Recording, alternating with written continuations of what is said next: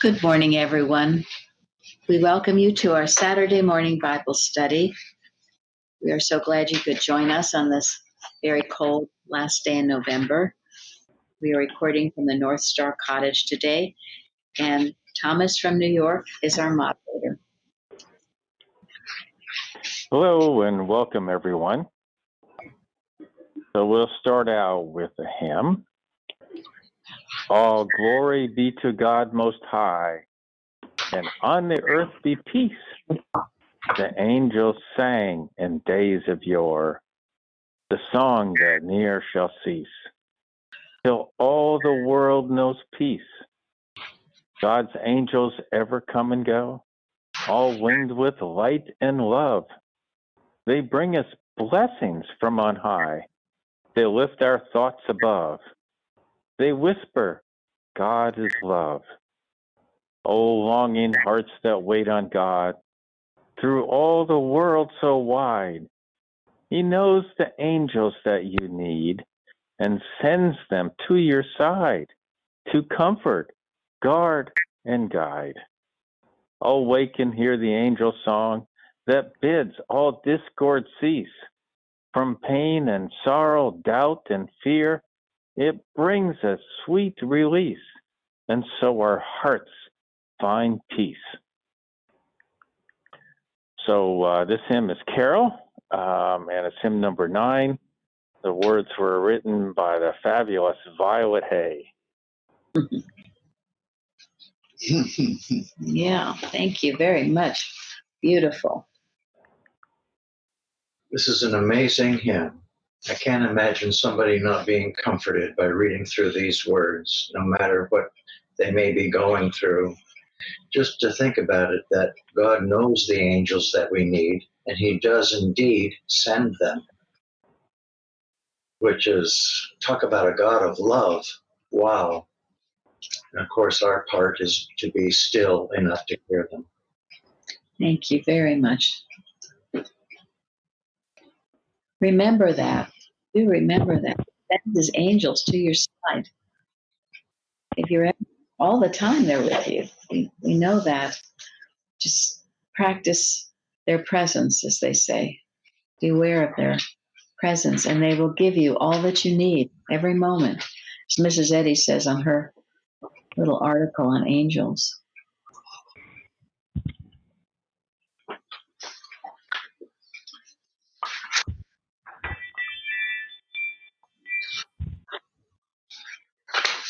Anyone else on the hymn?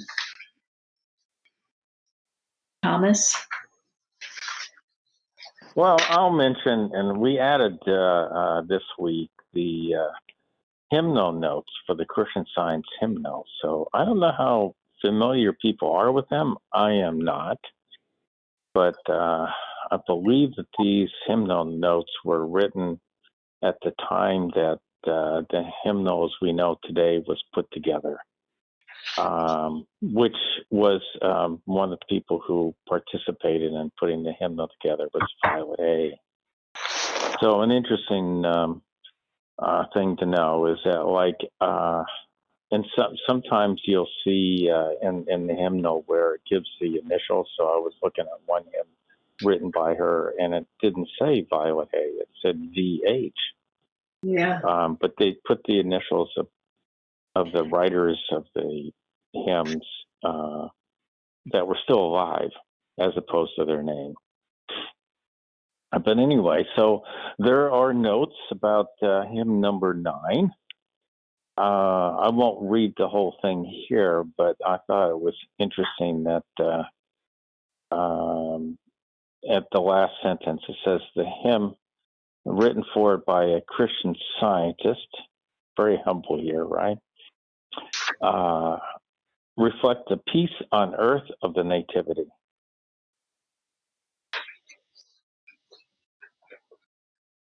It's beautiful. What wonderful resources we have.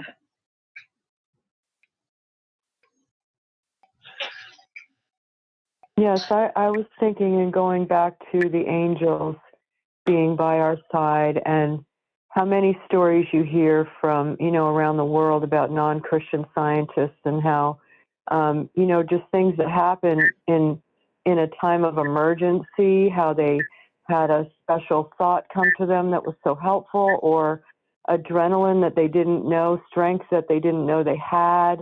And that's all the angels coming to our side. That's all God helping us when we need it. And it's just so comforting. Thank you. I was hoping the teacher who used this hymn when she was a little girl from Christian Science Sunday School, but she didn't speak up, so I'll speak up for her. Okay. She used this part of this hymn to comfort, guard, and guide on her way to school. She was very little, and the big dog scared her, and they left her alone. And there were some children who scared her, and they also and an adult, and she was totally safe and felt safe. We are learning this hymn in Sunday school. Wonderful. Yeah, they're memorizing it. Yes, they are. Yes. Nancy, did you want to add to that? Is she here?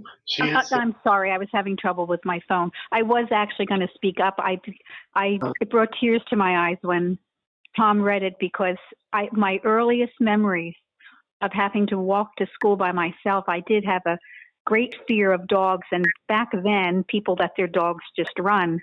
And I was so comforted, because I would always say, I walk with God, and he knows the angels that I need and sends them to my side. And I was always protected, and I always could feel that protecting presence with me.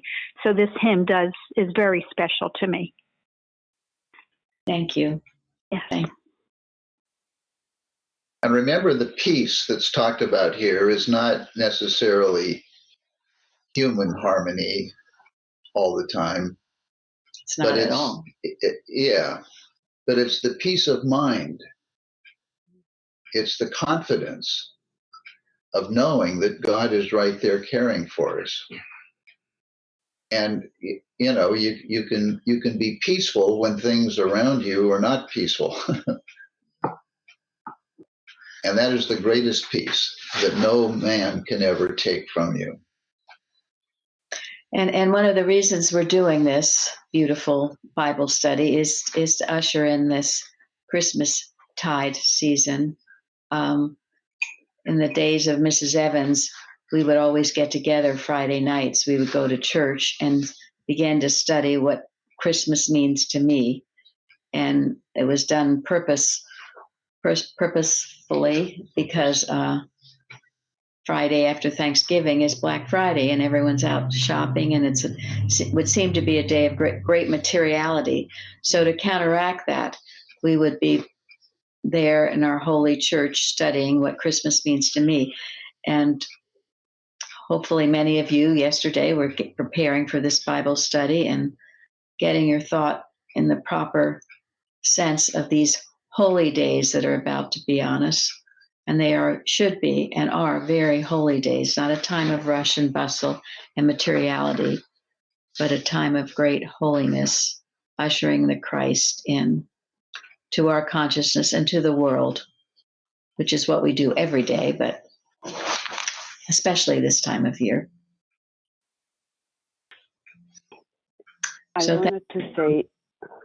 Go ahead. I wanted to say that when I saw the theme of the Bible study, I thought that was a wonderful idea to have that right now in the start of December. So we are all reminded to prepare and to be in that Christ mind through this time. Thank you. Thank you very much.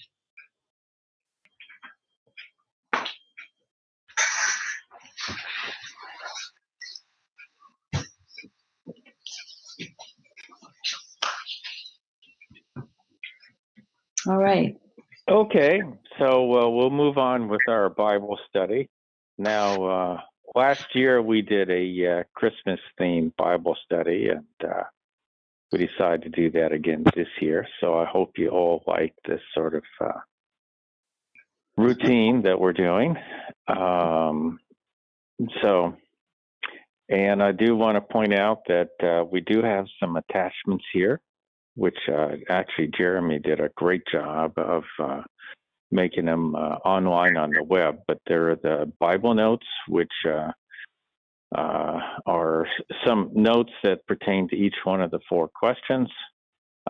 There's a Christmas webpage, which is various things that you might find on the Plainfield website about Christmas. So there's some wonderful stuff there, and hopefully people have read some of that, and they might get some thoughts from that for our Bible study. And then we have an attachment on the story of the birth of Jesus. So we know that the story is told in Matthew and in Luke. So it does show an integrated story of the birth of Jesus. And then at the end of it is some artwork that you might appreciate just with the theme of the birth of Jesus, done by various people over the centuries. And then our lesson of December 29th is our Christmas theme. So it covers the story in Matthew. So therefore, that's why this time we're just looking at the story in Matthew. So our readings are Matthew 1, verses 18 to 25, and Matthew 2, verses 1 to 23. So hopefully you have all read that. So I'll start out with our quote. I love to observe Christmas in quietude, humility, benevolence, charity, letting goodwill towards man, eloquent silence, prayer and praise, express my conception of truth's appearing. So this comes from What Christmas Means to Me. That's in Miscellaneous by Mary Baker Eddy, page 262, lines 27 to 30.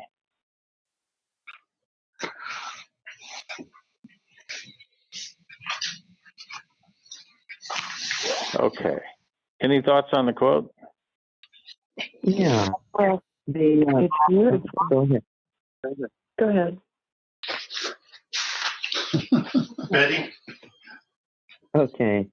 I just feel like it takes away from all that materiality and the fuss and fuss and trying to have, like cook a big old dinner and all that kind of stuff, which dinners are nice, but we have to have that quietness about it and the peace so that things, that you have that basis for when people do come together. But it's getting to the basis of what this Christmas is all about rather than all the trappings of it.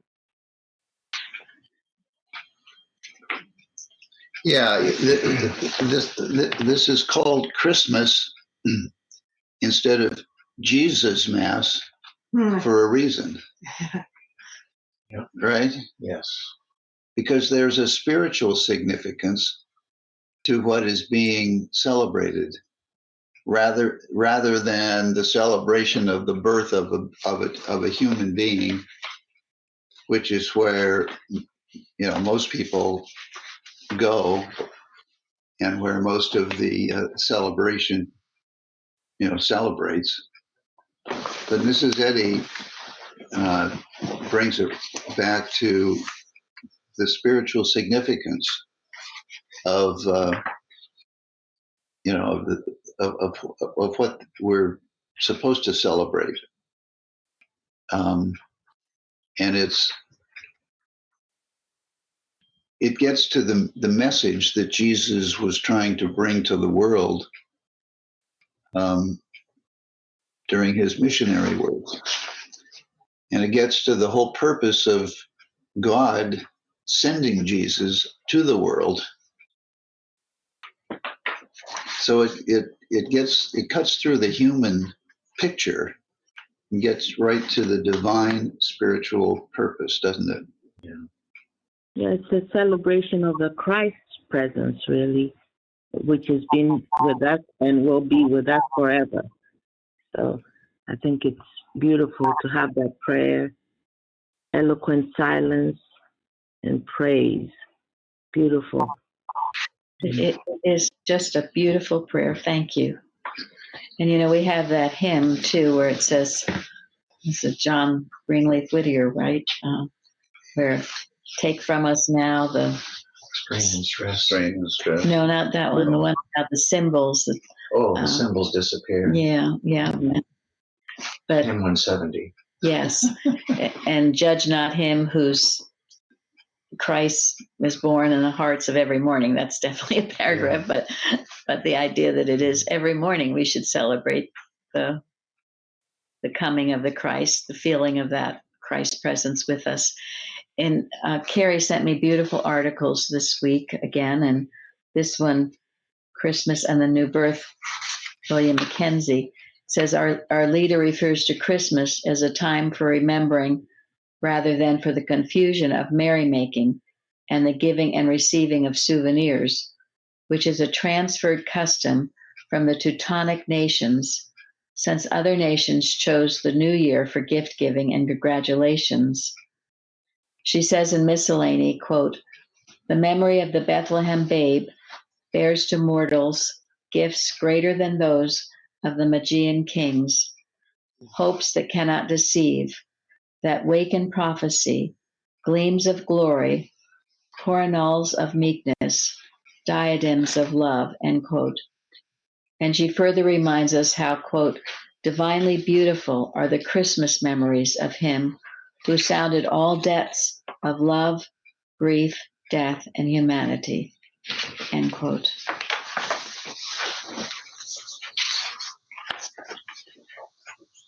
So these are good things to remember. Elizabeth, did you want to say something? Well, I was basically going to say what Betty did say, and just how I love each one of those words, the eloquent silence and the praise, and just to take that prayer every morning and just, feel it all day instead of the hustle and bustle, like you said. Just to stay out of that world and you can be, in that, and like Gary said, feel the peace still. And I just think that's so important. And then as far as the gift giving, I always think of the greatest gift that I was ever given, and that was Christian Science. And so to, in some degree, give that, however you can, is just so crucial. Thank you so much. And I did want to say, too, thank you all of you that came to that Thanksgiving Day service. It's notoriously no one ever comes Wednesday night and Thanksgiving morning. Again, Mrs. Evans would say everyone's home baking pies. But we had 243 people and 27 plus. It could have gone on probably another hour with testimonies.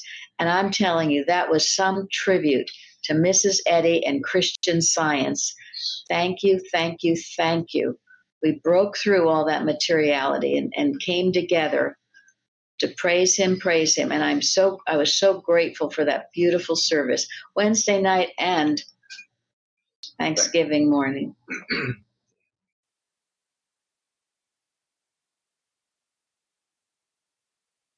Also, I think this time of the year, seeing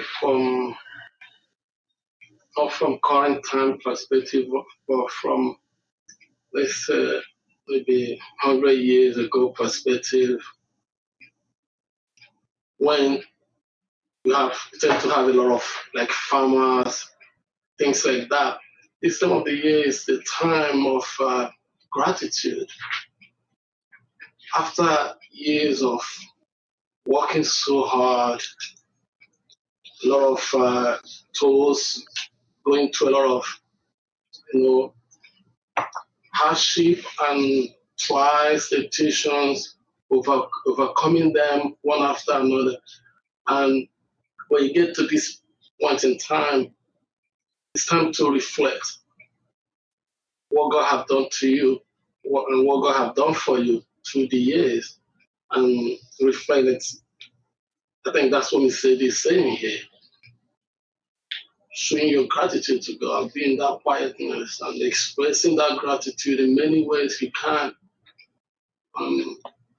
However you can to let it praise God. Thank you. Certainly. Well, that's certainly what the day of Thanksgiving is set aside for. Mm-hmm. Absolutely.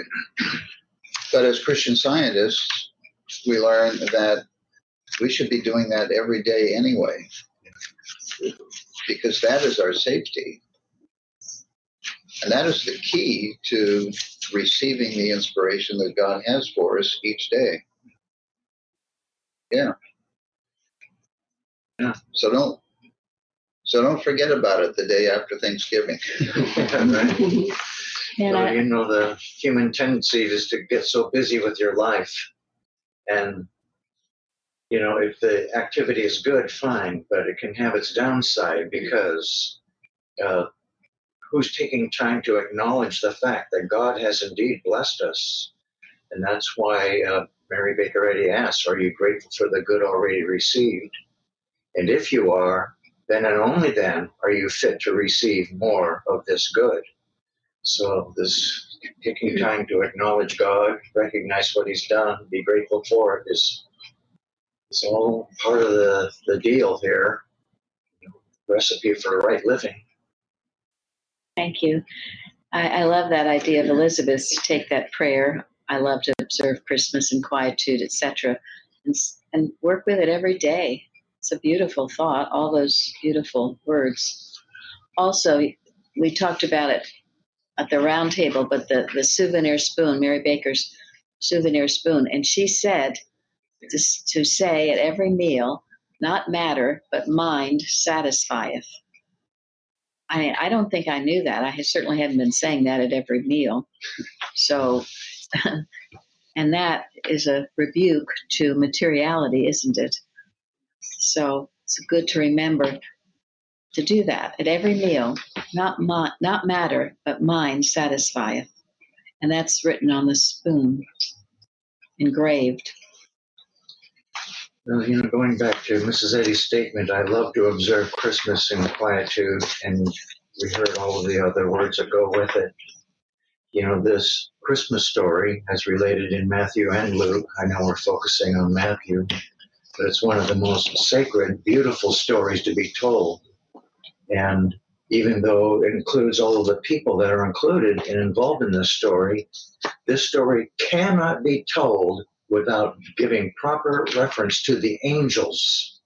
They are prominent in this story. And obviously, they've been very active in many of the details from beginning to end of this Christmas story. So how are you going to hear these angels? People talked about, they were warned of God in a dream, or when they were alone and they were quiet, and the angel Gabriel came to them. And the recipe for hearing these angels, I believe Mrs. Eddy has spelled it out. Quietude, humility, benevolence, and the list goes on. So, the angels ever come and go, as Violet Hay told us. Yeah, and who was it that heard the angels? The shepherds. The shepherds, the humble shepherds out in the field who were quietly listening, as well as, of course, Mary and Joseph. But yes, the shepherds.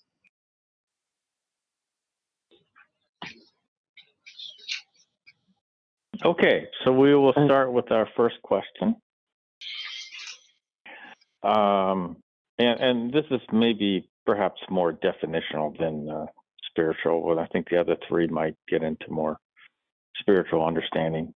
But we should know this, right? So that's why I asked the question. What does it mean that Mary was espoused to Joseph? Well, I'll jump in. In the Webster's dictionary that we use, betrothed, and also on your paper, betrothed, affianced, promised in marriage by contract. And it goes on to say that it could be married, united, intimately embraced, but in this case, it would have been betrothed and promised in marriage. And it had some interesting things that they usually did this as a promise in front of witnesses, and also that they would set a time that when they would be married. Was in one of the informational things. So I thought that was really interesting that it was a tradition in the Jewish community. Yeah, I found it quite interesting to learn about all this. I've even read on different things other than Thomas gave. You know, I read in one place it talked about how, like a long time ago, there was some sense it was essentially just like you were buying a cow or something, you know, it was just a possession.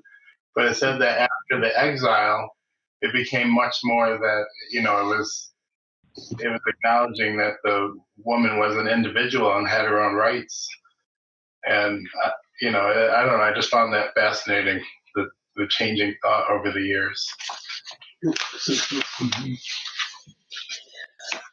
Well, it would be like a modern day engagement because it says here the gift of a ring and other jewels also.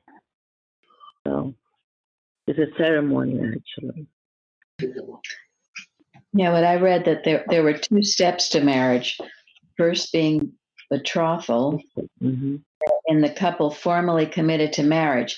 At this time, and this is the Jewish law, they were legally considered married. They were referred to as husband and wife. I never knew this. I never asked myself those questions. And they could only end their marriage through death or divorce. This is referring to Deuteronomy. And they were not, however, legally able to consummate their marriage until after the second step of the marriage process, or the formal home-taking ceremony. The interval between 2 events could last as long as a year. And during this time, as was said, the bride prepared for the ceremony, etc. So they were considered, betrothing meant they were legally married. And this article, I think too that Carrie sent this to me, or no, maybe I found it on my own. But anyway, it speaks, and you know, this used to be very much the law, that children are entitled to birth within the bounds of matrimony and to be reared by a father and a mother who honor marital vows with complete fidelity. And it makes the point of that is how this Christ was to enter this world, with that beauty of that sacred sense of matrimony and what it meant. So entitled to it. Yes. Yeah. And we've lost track of that. I remember being taught that a long time ago as a child, I think, you know, that children should be brought into the world within the confines of a marriage and a father and a mother, and the fidelity that should also entail. So, but you see how far in many ways we've come from that. It's good to remember what it really should be. So thank you. That was a good question, Tom. I never wondered what that word meant, I guess. I think what you said is interesting until this moment. Since God doesn't need to bring Jesus into the world, he needed only Mary and spiritual understanding to have that come true. Going back to what you just said, God could have done that before this engagement. Thank you. But he doesn't really need Joseph in a material way to have that come true until this rite was completely completed. Thank you. And God led out, which no, that's true. But God needed Joseph in order for Jesus to be brought up in a complete family. Yes. And I think that was the point. that Mary was making. Thank you very much. That's the point. But under Jewish law at the time, Mary was explaining there were 2 steps to a marriage. There was the engagement, which was the betrothal, which was the state that they were in, which meant that, under old Jewish law, Mary was legally Joseph's property, in effect. And Joseph was legally obligated to take really, really good care of her. So there was that commitment, which was a legal obligation. Yeah. They just weren't able to live together yet. Right. They weren't legally able, but they were committed to do so. And I think that was the point where Joseph was concerned that they would appear to be breaking the law if they stayed together. And the angel, God sent an angel and said, don't worry about it. You're going to be okay. Yeah. I think behind the whole thing is God found a way to have a stable environment for that young Jesus to be reared in. Mm-hmm. And both Mary and Joseph did their part. And, the Chosen brings out so beautifully the role of Joseph in the Chosen. I mean, the guy they selected to do that and the love that he showed toward Jesus. And I'm sure that is very true. And the love that Jesus and Mary both held for Joseph. Yeah. It's quite beautifully portrayed. Yeah. And at the same time, God also was approving, establishing at the same time the importance of both parents. Yes. Home, just like God said. Correct. Yeah, a home, a complete home. Well, he could have done it earlier. That was a good point. Yes, he could have. He could have, but he didn't. He chose this way. Thank you. Yep. Which is an example for all time. So Gary brought up a very interesting and important point. Now that we've talked about what does it mean that they were espoused, right? And then Mary's found with child. Horrors, right? And Joseph was told to, put her away and keep it secret, right? And then we know what happened. But this really says a lot about Joseph, is what I'm saying, right? Yes, it does. He could have. It'd be tough for any husband, right? If you think about it, right? Yeah, right. Most definitely. But instead, he listened to the angel. Yes, which was contrary to his own feelings, probably. But isn't this the point? God can use those who are willing to be used, right? And there happened to be two people who were ready for God to use them. Mary, of course, but also Joseph. And they were part of a little group that was, studying the Torah and getting the spiritual significance of it, and we're spiritually ready to be used to bring the Christ into the world.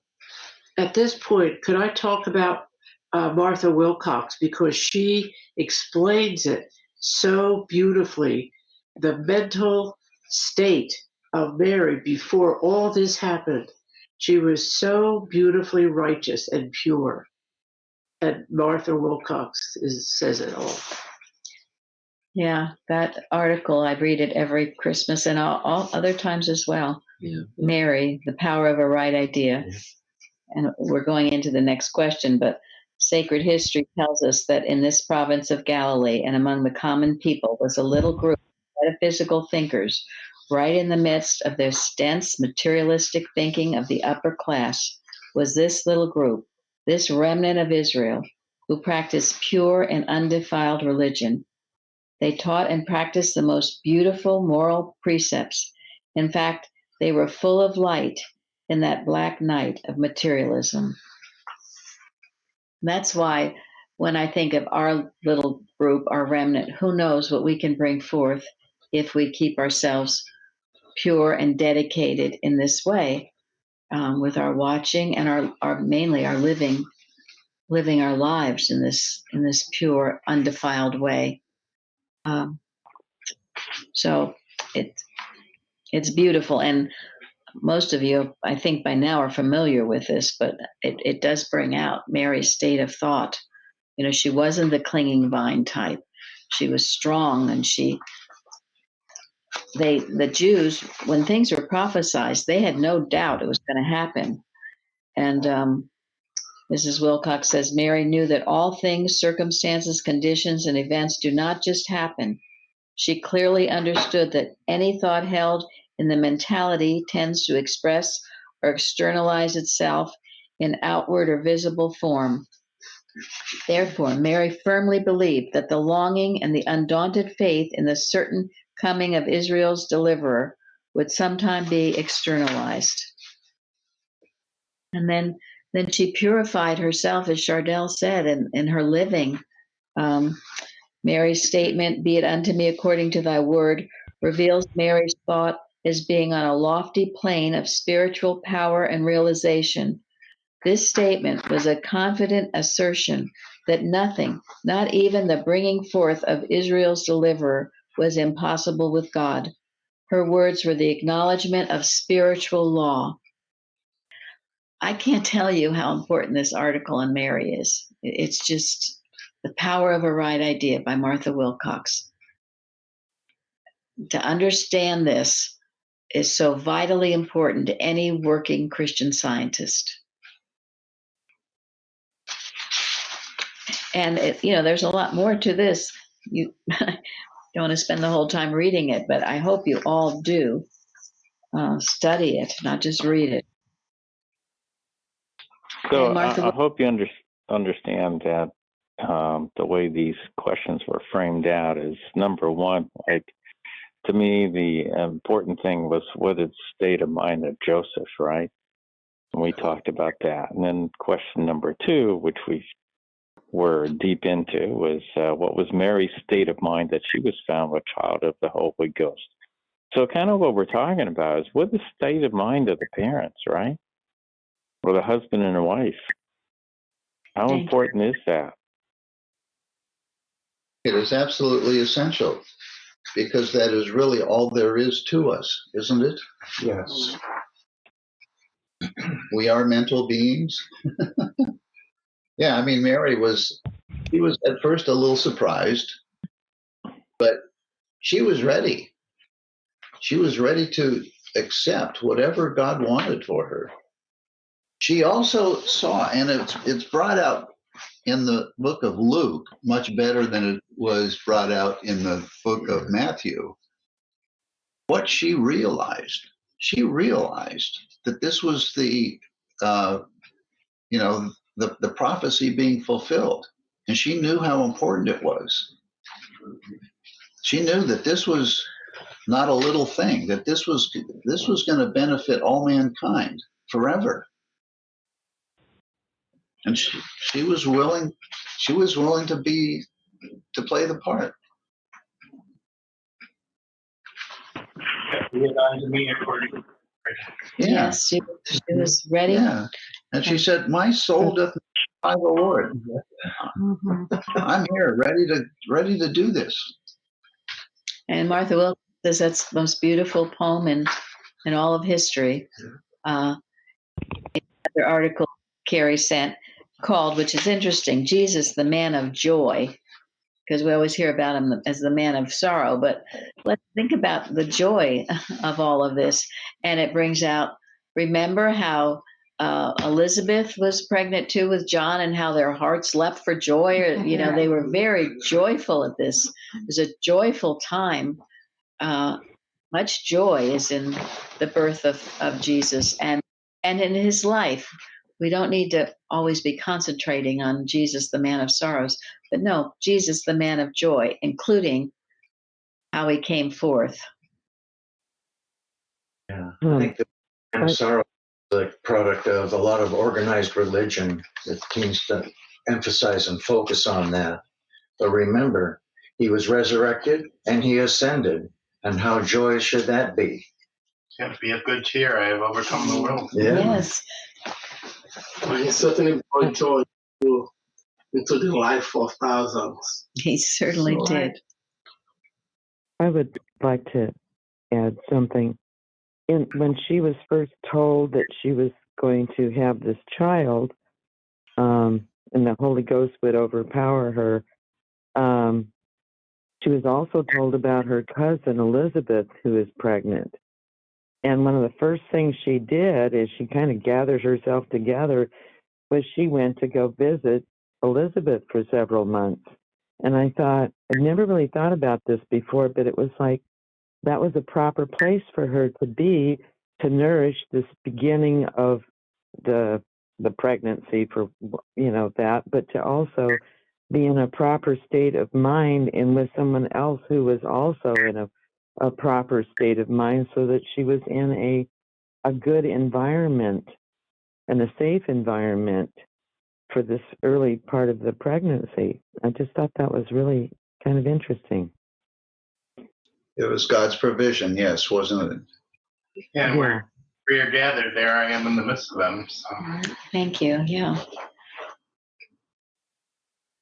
Yeah, it's like she was placed in an environment where another person was cherishing this tender new idea with her. Yep. Even. Yes. Yep. And the other person was also not supposed to be pregnant in the first place. She was past the age. Yes. And so they were both in a state of miracle. That's it. Nothing impossible to God. Luke. Right.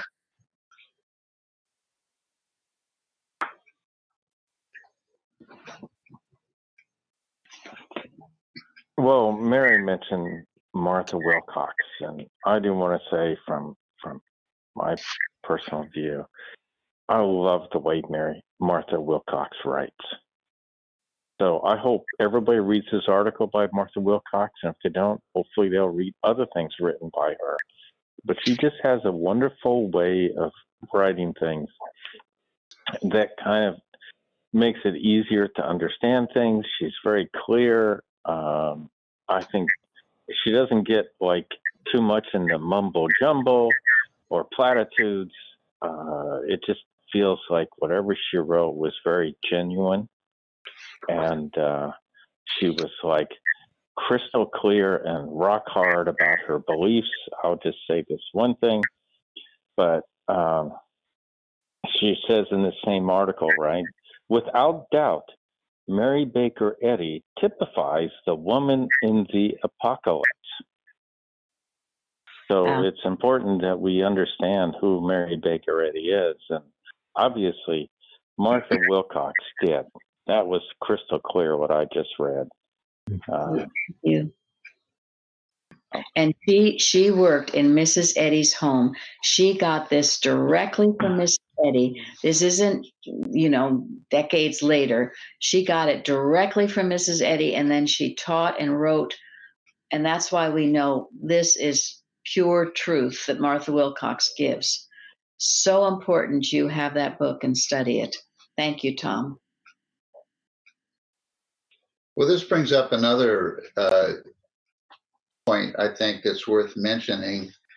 We've talked about the state of mind of both Mary and Joseph and the circumstances where they lived in a little village that was a little distant from all the materialism of the main city. But think about the history of our nation.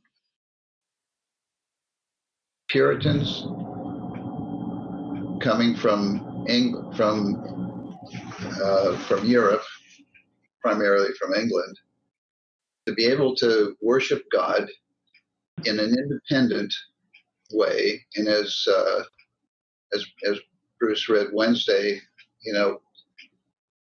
for their own conscience, and a group went to New Hampshire to get away from the materialism of Boston.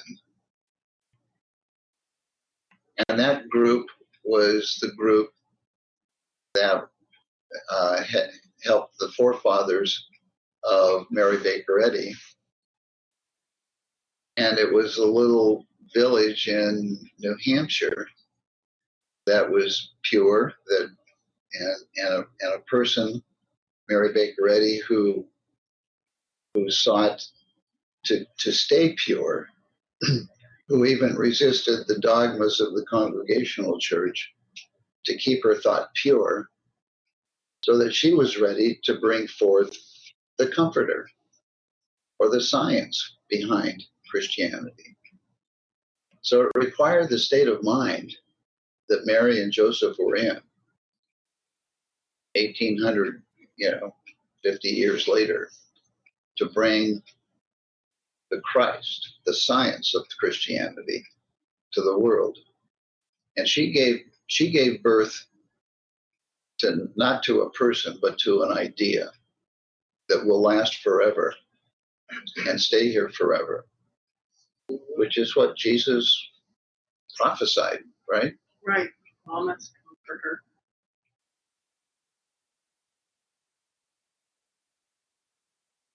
Thank you.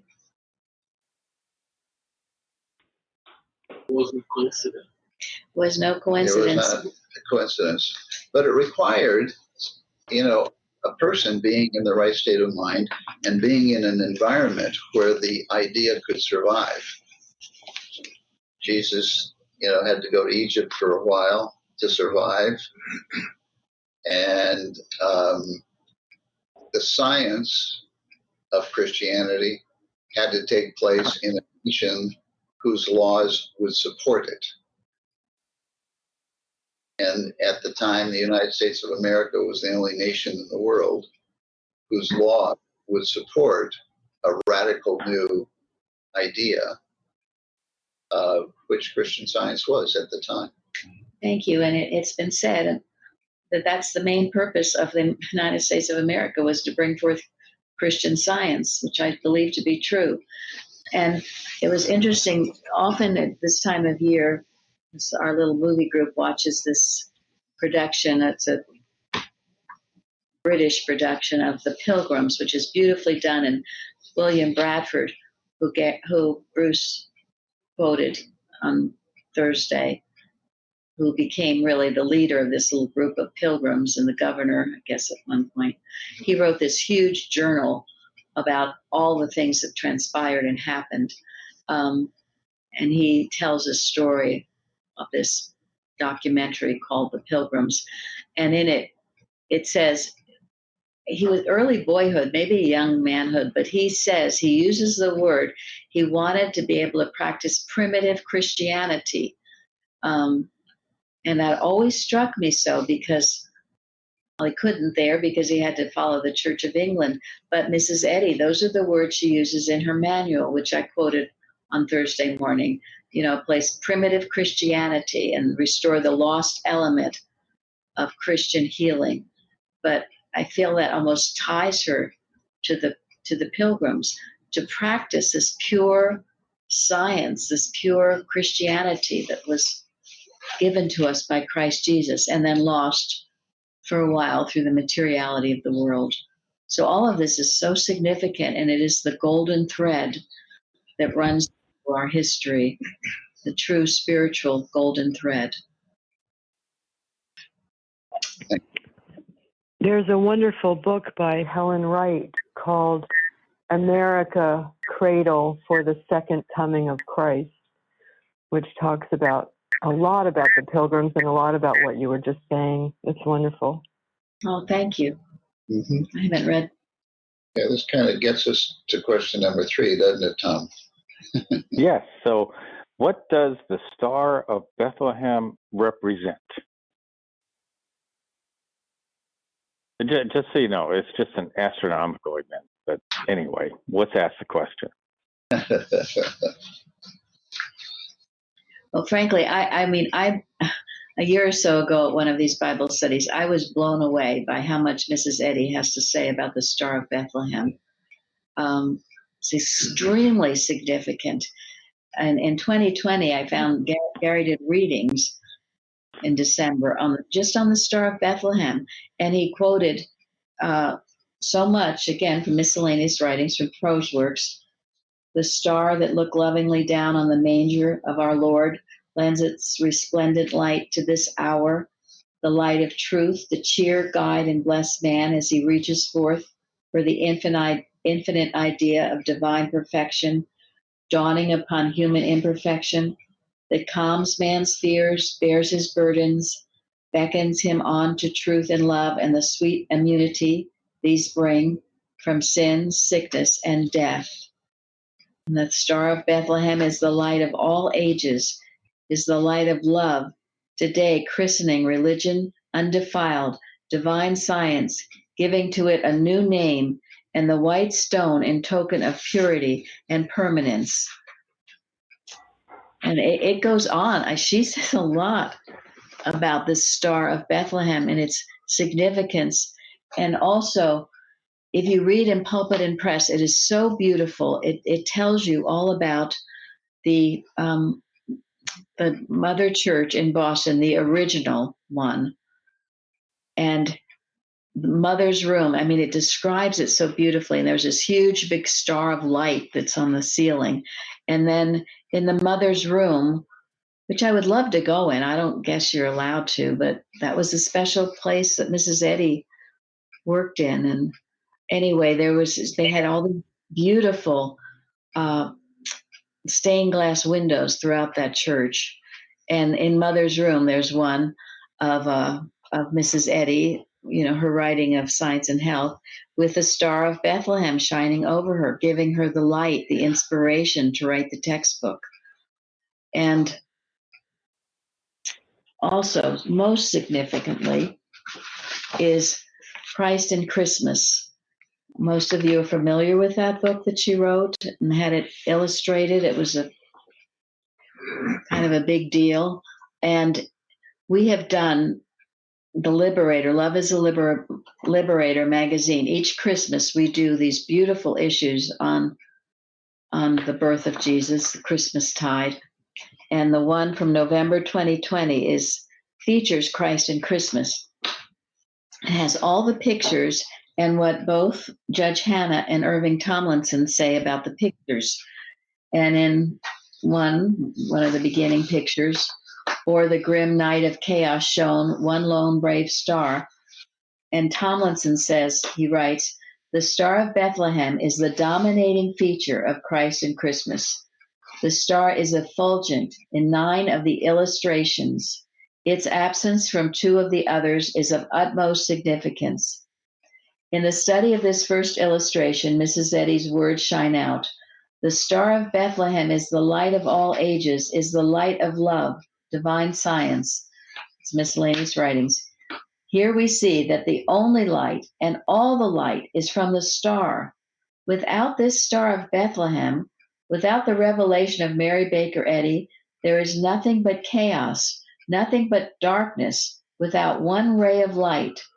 All spiritual understanding, all true healing of sickness and sin, all true consciousness, all science of being is found in the light of the Star of Bethlehem. Our leader also says the Star of Bethlehem is the Star of Boston, miscellaneous writings.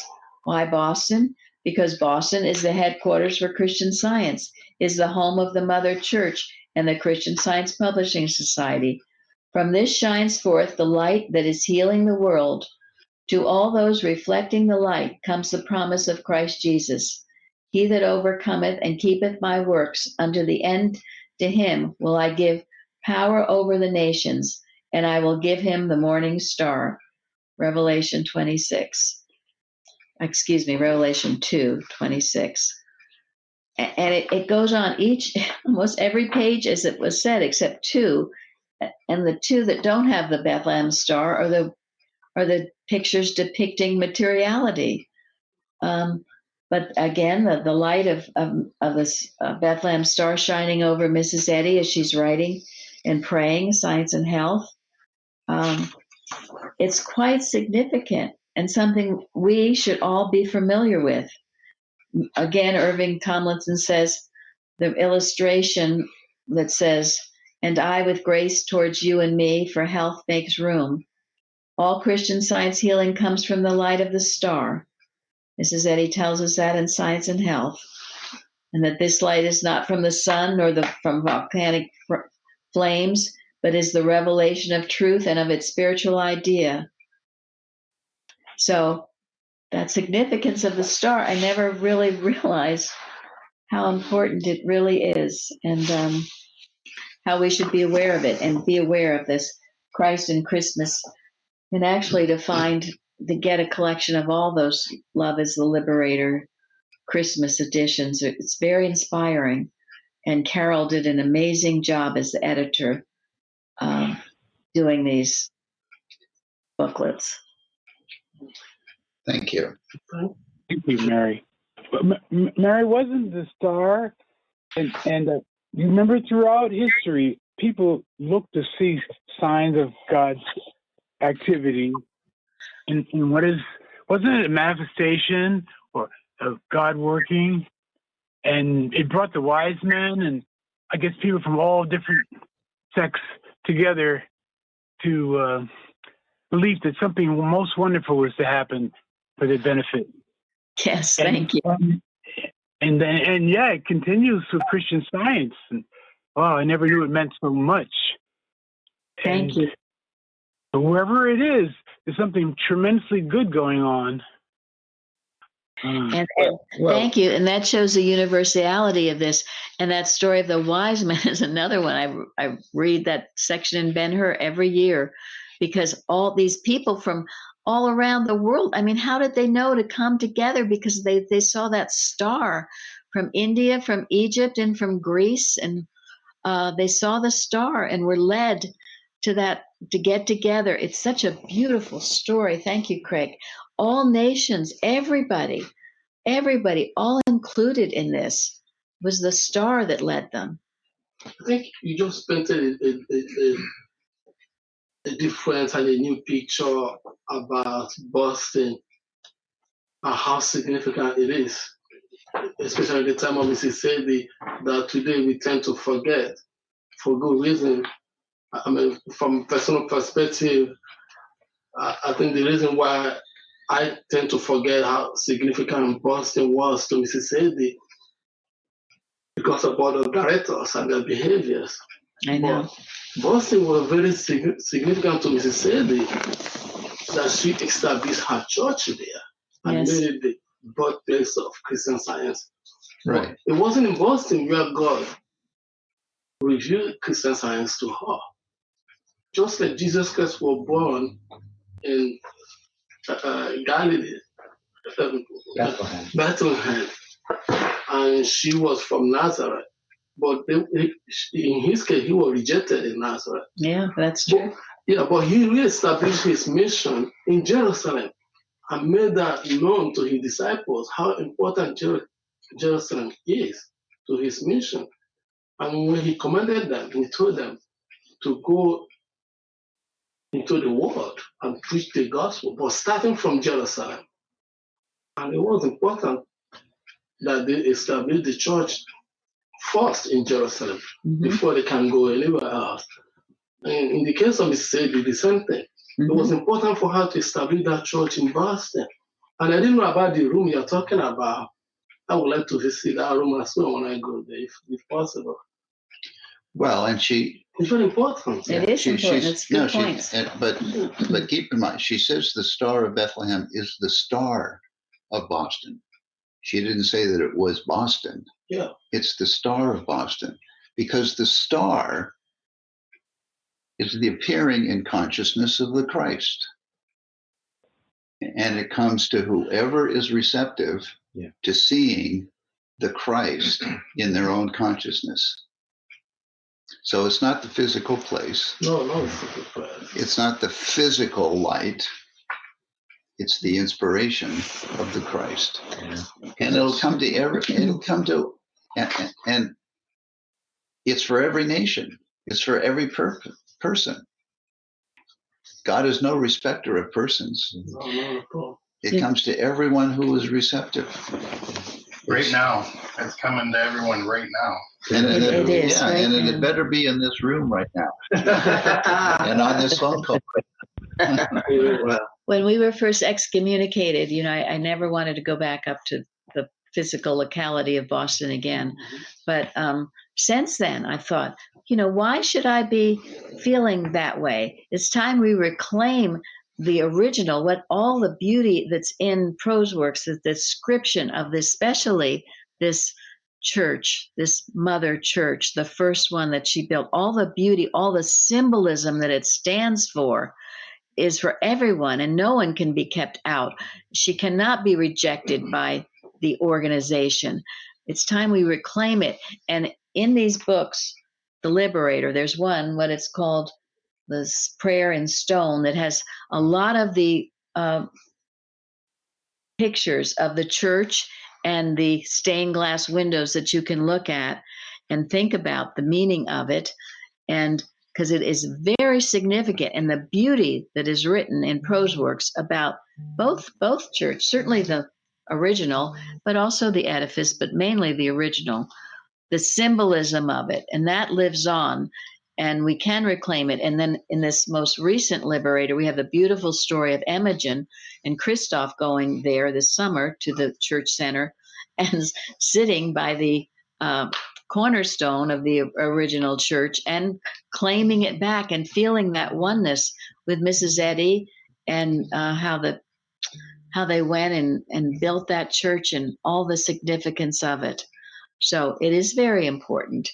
And same as Jerusalem meant to Jesus, but only in a spiritual way, not in a material way. We can live without it. Absolutely. We can live without it, the physical locality. The issue that has the theme, our prayer in stone, is January 2019, in case anyone wants to look it up. 2019. Thank you. And that's also when Gary comes over and he records things here, and when he was going through Pulpit and Press and all those explanations, I just got this feeling that Mrs. Eddy wanted it out there in case they ruin it and we need to recreate it. Thank you. No, that defines what I was trying to say.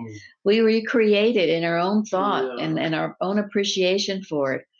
It cannot be ruined because, frankly, I mean, nobody even attends the service. It's not many anyway there. But God will not allow it to be lost. No. A mental march on Boston. Yeah. So, got one more question, Tom, and it's 11 o'clock. So we're oh, that's right. This is an important question. We're going over, but I think we need to finish. We need to move on. We do. Unless anyone else, I spoke a lot, but I'm very excited about Okay. So just we'll have one thing. Question. Jeremy wants to speak.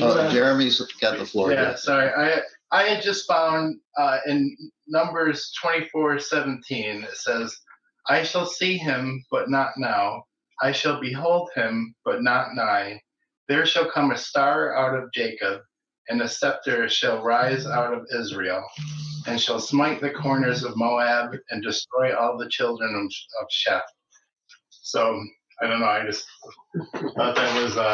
But where's that from? That is Numbers 24:17. Numbers. So I was just glad to find that. So, so back in Moses' time, they saw it coming.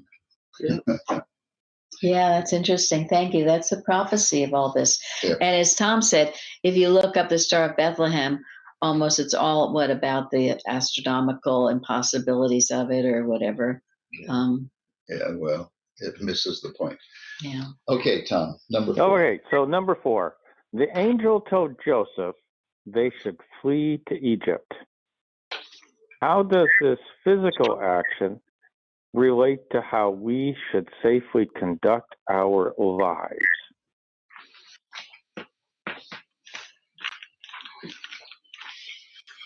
Maybe I'll give a short insight on this. I was sort of asking this question, like a lot of times we have some difficulty and we'll go lock ourselves in a room and sit in our prayer chair and study, read, and pray, right? But here, Joseph and Mary, they physically left Israel. Anyway.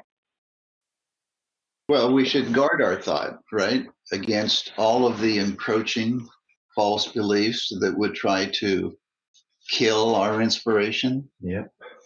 Yeah. We should stand porter at the door of thought. On page 13 of Addresses, Martha Wilcox talks about some some teaching that she had received from Mrs. Eddy. And then Mrs. Eddy ended it by saying, "Now take your child down into Egypt and let it grow until it is strong enough to stand alone." And I just really love that. Thank you. That is Perfect. that is it. And we were taught here too, for instance, after we would have a class, not to go home and, start talking to someone in your house who is not at all interested in Christian Science and all excited and telling them all about what you learned, because chances are they would poo-poo the whole thing and you'd lose all your inspiration. So you stay quiet about some of these things. It's better to just nurture them within yourself, because other people won't understand it, because this is God speaking to you, and you have to protect that young child. And this is another great article Carrie sent by William McCracken. All have been nurtured in the Christian faith. It says it was a spiritual idea, though at first faintly developed, which Mary sought to safeguard by fleeing into Egypt. Now every scientific Christian must be ready to rescue his own conception of the Christ from the grasp of the would-be destroyer. And sometimes it's necessary to flee into Egypt itself, and there should be no tarrying, even for one instance. We have people here in this church who left their home because their home was not appreciative. It was anti what they were doing, and they had to preserve this young child in them, or it would have been destroyed, and they knew it. Sometimes as Tom says, you have to take drastic action to protect it. You can't coexist or cohabitate with it. He says in this article, a well-known modern picture represents Mary holding the child Jesus in the arms and resting between the paws of a mythical sphinx, while Joseph sleeps on the ground and the stars glitter in the eastern heavens.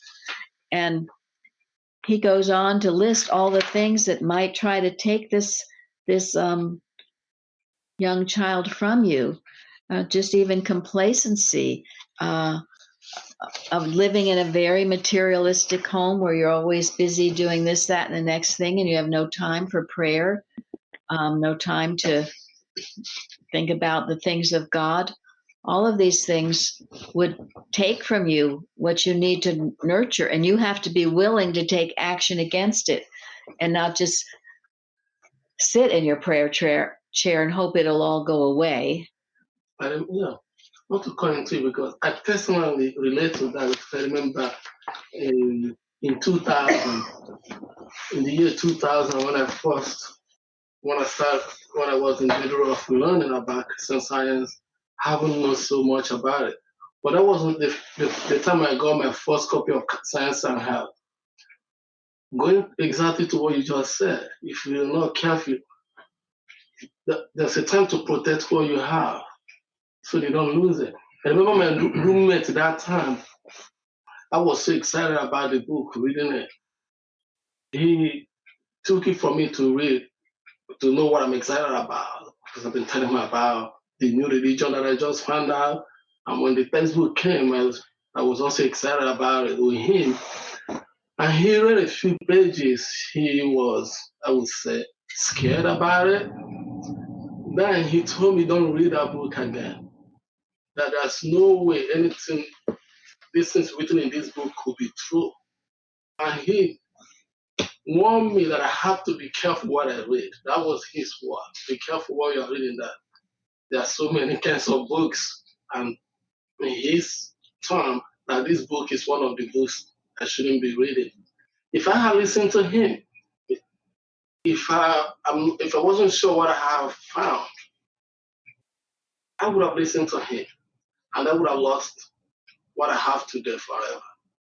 Thank you. Thank God I did not listen to him. Thank you. Perfect point. Perfect illustration of what we're talking about. Absolutely. He was my perfect. roommate. Your roommate. Friend, the best friend I had that time. There you are. There you are.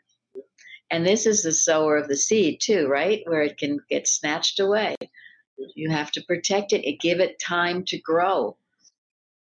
And don't hang out with people who are going to try to steal your oil of inspiration, or who are going to try to discourage you, or are going to try to, persecute you for your newfound love for the Christ? Because we know that's the nature of the human mind, to look at inspiration and try to destroy it. Yes, yeah. They won't get it. And they'll trample it underfoot. And unfortunately, it's so true that your worst enemies will be those of your own household. Yeah. So be ready. Another example was the letter we got from Sweden 2 weeks ago, the one you read in church. The guy whose parents took away all his Thank you. book. Yes, thank He you. needed them most. Thank you. His own parents took away his books when he needed it to study.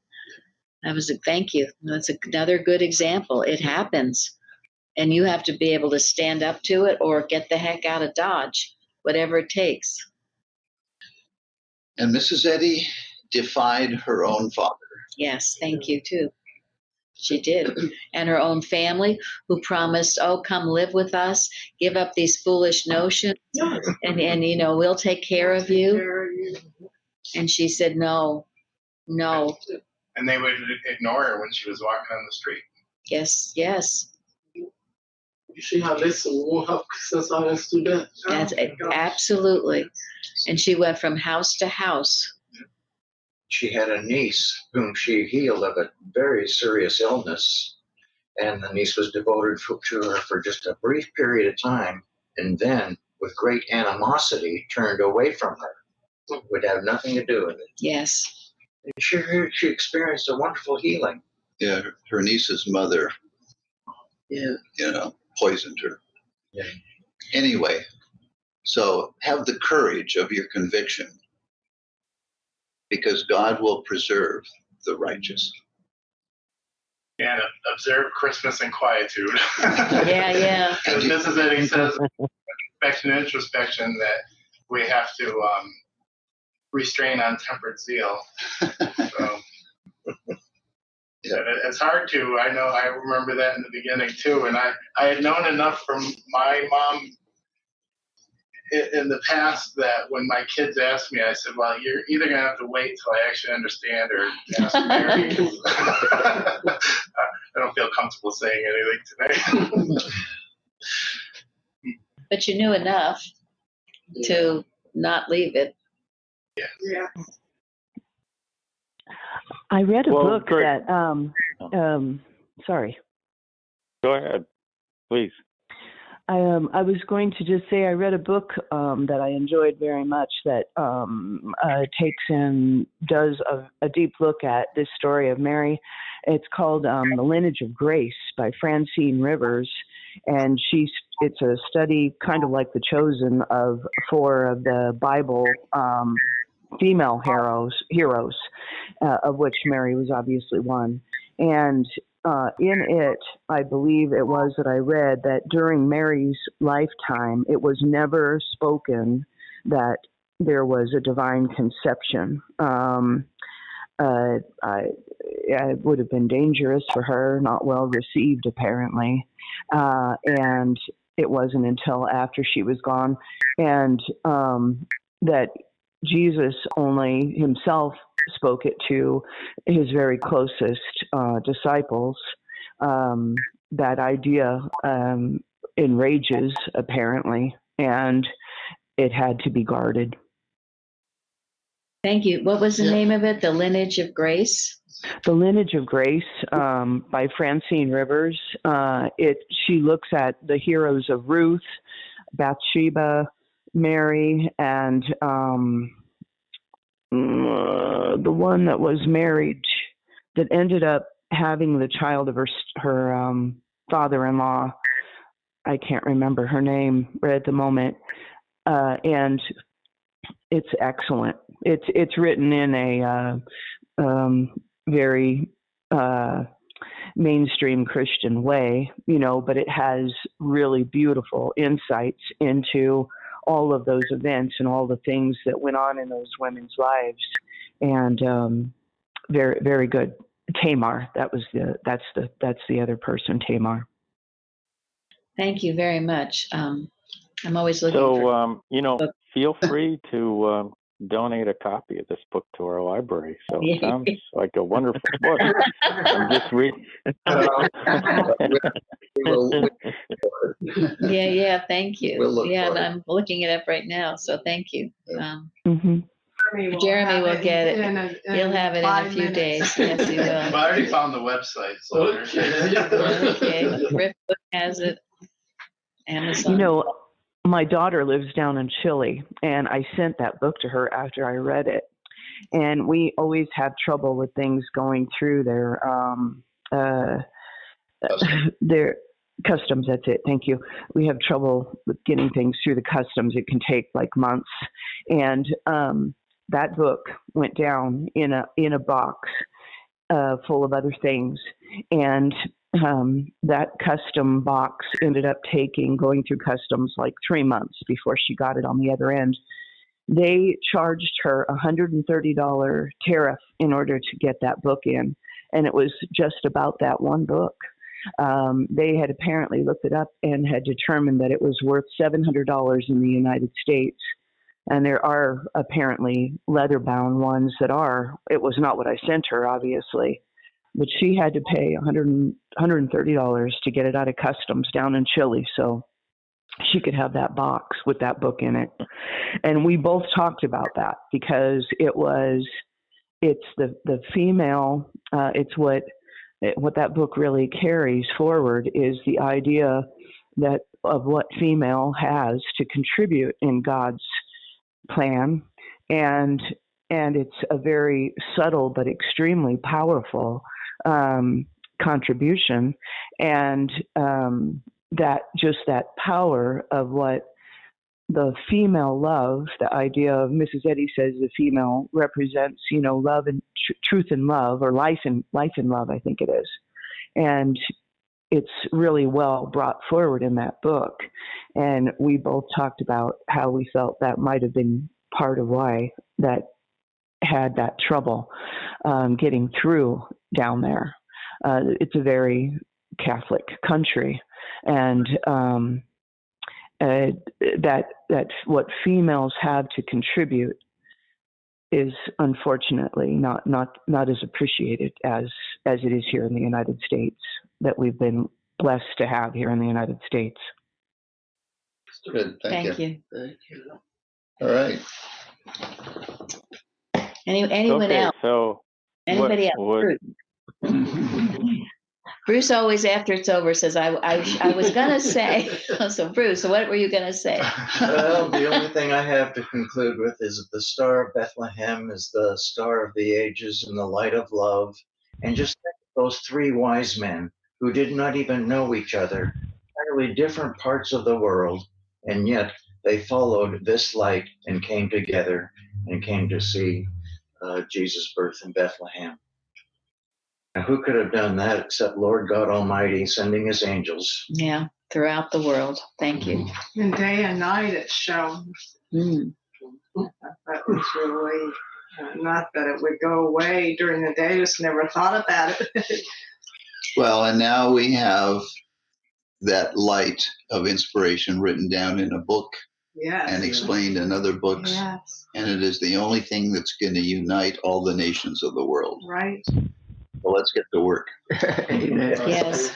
Amen. That's absolute truth. Thank you, Tom. Thank you, Tom. Thank you. Okay, so I do want to say a couple of things. One, I hope some people may take the time to look through the artwork that's there. So we were talking about the Star of Bethlehem. So from Mary Baker Eddy's book, Christ and Christmas, we have that in there, among a whole bunch of other stuff. And then kind of quote from what Jeremy said, Christmas in Quietude. I wanted to repeat our quote because I think it sets the tone for the season, right? So we haven't had Christmas yet. I love to observe Christmas in quietude, humility, benevolence, charity, letting goodwill towards man, eloquent silence, prayer, and praise express my conception of truth's appearing.